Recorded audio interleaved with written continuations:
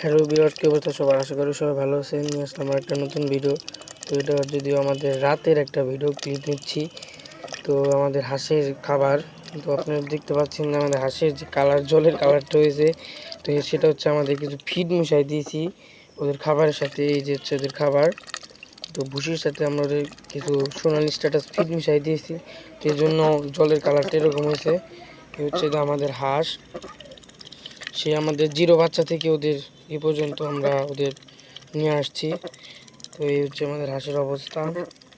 ওদের পালকগুলো অনেক গ্রো হয়ে গেছে। তো সবাই আমাদের পেজটিকে সাবস্ক্রাইব করবেন, লাইক করবেন। ধন্যবাদ।